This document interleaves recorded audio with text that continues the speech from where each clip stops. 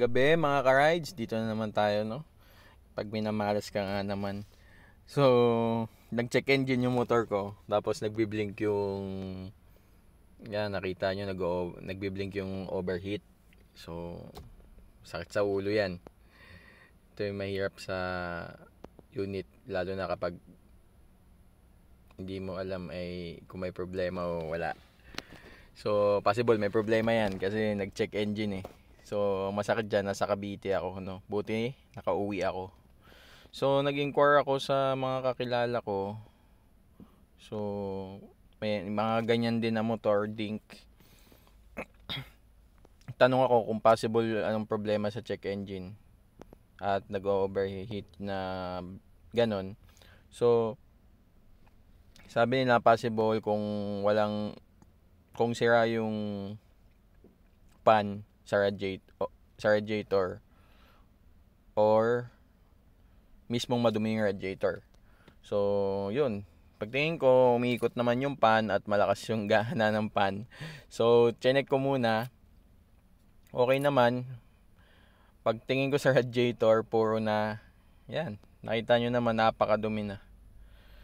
So, hindi advisable na wala siyang cover. Kaya kailangan mo siyang kabitan. So, DIY na naman ako. So, kaysa pumunta ako ng kasa at magpagawa sa kasa, no? So, matrabaho pa yun. Ako na lang nag-DIY.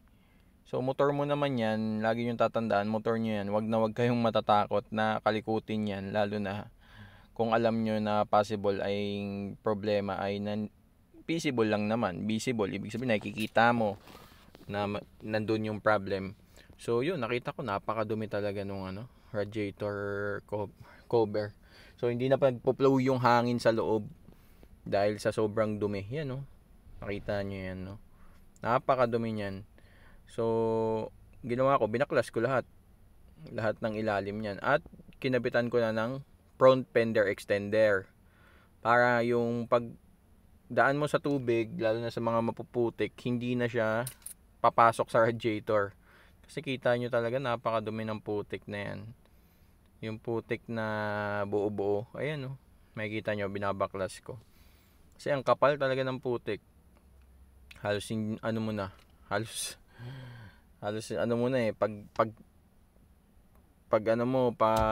what do you call this, paghawi mo pa lang yan, no, makikita mo, buong buo, ang kapal. So, hindi na nagpo-flow yung hangin ng maayos. At ayan din, nakasa-screen yung mga dumi. So, nung nilinis ko siya kanina, buti nga nakauwi pa ako eh. Yun nga lang talaga, takbong mabagal lang, tapos pahinga ng kaunti kasi baka lumala yung problema, mas lalo ng malintikan. So, yan ginawa ko. Pag uwi ko galing ng Cavite, kasi nag-move it ako eh, biyahe ako that time. Pag uwi ko galing Cavite, nilinisan ko kagad para maiayos. At buti na lang talaga, yun lang ang problema. At hindi mismo sa walang nasira or walang kasi ang hirap mag-claim lalo na pag mga ganitong bagong unit ng Kimco. Dink R150 yan. Napakahirap. Ilang linggo o buwan mo pa antayin yung stocks niyan kung may nasira yan dyan, kasi baka wala naman yung pyesa agad dyan kasi mga bagong unit, mahirap. So yun, nakita nyo yan, no? Napakadumi. Ang pagpupunas pala ng radiator cover, radiator na yan, no? Dapat laging padiretso lang ng ganyan kasi pag pinatagilid mo yung hawi niyan, yung mga butas niyan, baka bumaliko. Saka sensitive yung radiator. Kaya dapat hindi mo lakasan ng pagbabrush. So, nilinis ko na muna kasi binaklas ko na din eh, para isang trabaho na lang. At ayun, nilinis naman siya ng maayos. Tapos binutasan ko yung front fender extender. Yan, kinabitan ko na ng front fender extender para hindi na papasok doon sa likod yung automatic na mga dumi. So, dalawa yan. So ang hirap magbutas. Binutasan, buti may tools, mga barena. So binutasan ko yan dyan. At yun, pinapakita ko dyan na hindi sumasayad. Kaya sa may mga dink din na kagaya ko, no, Dink R150. So pag nag-check engine yung unit nyo at nakita nyo yung temperature mataas, nagbi-blink, possible dalawa lang ang problema niyan. Kung hindi radiator, which is yan, na napakadumi, sira na yung pan nyo, hindi umiikot, hindi na nagsusupply ng ng hangin.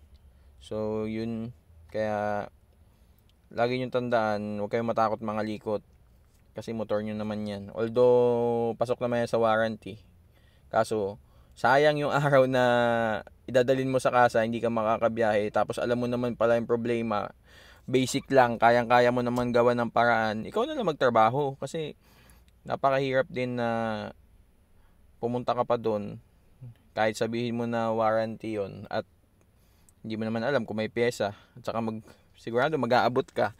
So ikaw na lang, kaya mo naman yan, basic lang. So magbaklas ka lang, magkabit, at least natuto ka pa, motor mo yan eh. Huwag ka matatakot mga likot, lalo na paggamit mo. So yun, papaitan natin kung may check engine pa, at kung may check engine or nag-iinit pa. So yun, wala nang check engine pag start. So yan, wala nang check engine. So ibig sabihin, ang problema ay minor, which is sa sobrang dumi nung radiator doon, hindi na siya nakapasukan ng hangin. So kaya nagiinit. So yun lang, 13,000 odo pa lang yan, batang-bata pa yan, 13.6. So ganun lang, bago nyo dalhin sa kasa, double check nyo muna kung may pan, kung yung pan ay umiikot, kasi madidinig nyo yung pan yan pag sobrang init, umiikot yan eh. So pangalawa, check nyo yung likod. Saka advisable ko sa inyo, magkabit na kayo ng front fender. Kayo na magkabit, or kung di nyo kaya, magpagawa kayo, pakabit kayo ng front fender, kasi kailangan nyo talaga ng front fender para iwas sa mga putik. Lalo na ako, nagbibiyahe ako eh, kailangan ko yan kasi kahit umulan, bumagyo, nagbibiyahe ako. So yun lang, at walang sayad yan. Tinest ko na din yan bago ko